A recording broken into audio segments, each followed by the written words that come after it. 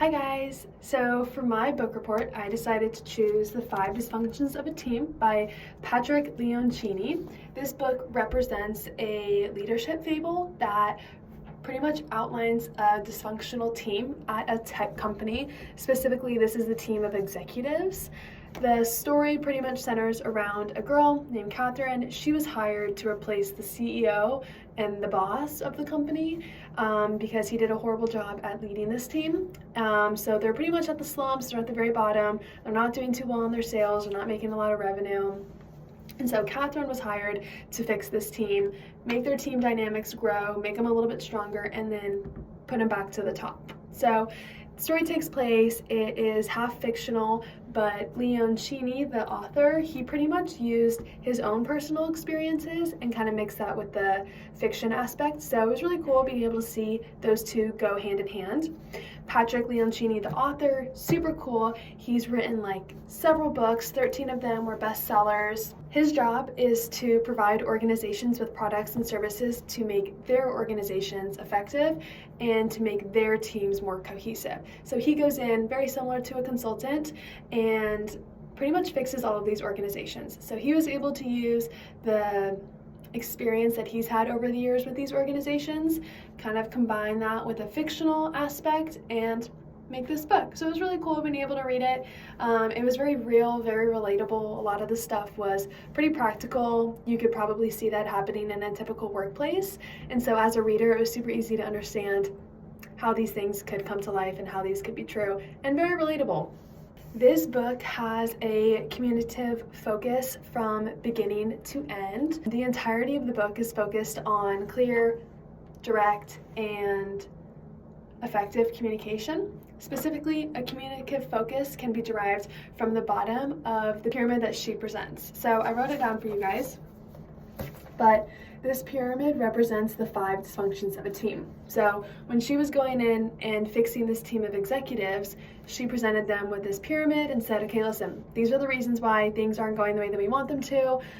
Let me break it down for you. So I'll break it down for you guys. At the bottom of the pyramid, we have absence of trust, then it's fear of conflict, lack of commitment, avoidance of accountability, and inattention to results. On the outside, I also have the reasons that these things are happening. So for example, in absence of trust, it's because there's invulnerability. There's artificial harmony, ambiguity, low standards, and status and ego. So Catherine, the one who was hired to fix up the team, pretty much applied all of these levels of the pyramid to the current team and why it wasn't doing well.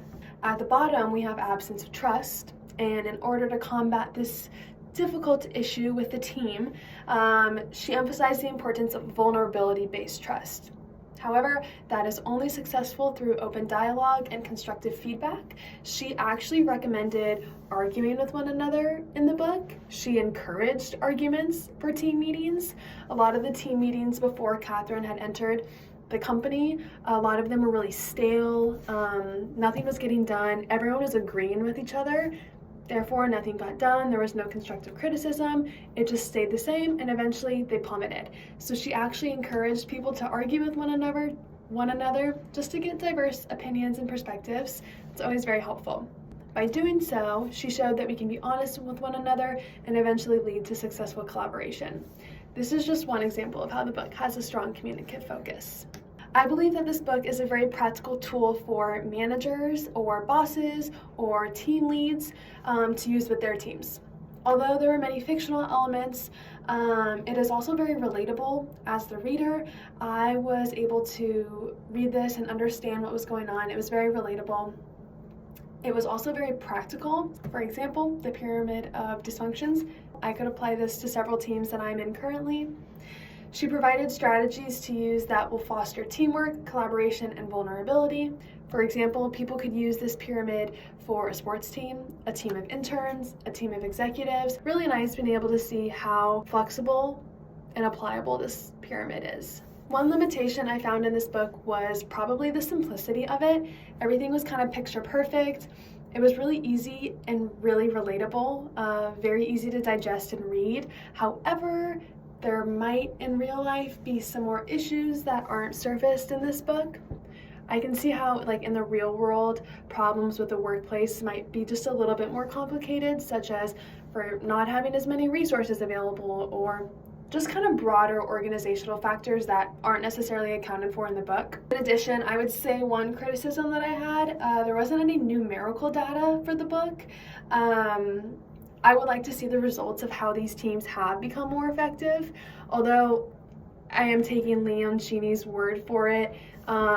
He's proven to be very successful, but I would probably prefer just a little bit more like numerical data to show like this is where they were before and then this is where they were after, and this is how these tools have proven to be effective. Personally, I found the 5 Dysfunctions of a Team to be insightful, interesting, and super engaging. The fictional aspect of the book was kind of what pulled me in. It's what kept me in. I didn't get too bored. It also made it very memorable. The characters I could relate to. For example, like one of them was marketing, another one had this position, and some of them were younger. So a lot of the material I was like, oh, like that seems like a very common workplace. So it was very memorable. And when things kind of stick with you, you're able to apply them to a lot more things in your life. So I thought that was a really cool aspect of it. I also appreciate how the book took kind of more complex ideas and broke them down. Leon Cheney was able to kind of create this sort of lens for improving team dynamics, which I thought was really interesting. I also loved that after reading the book, I could take away like tangible actions instead of just merely inspiration to make a change.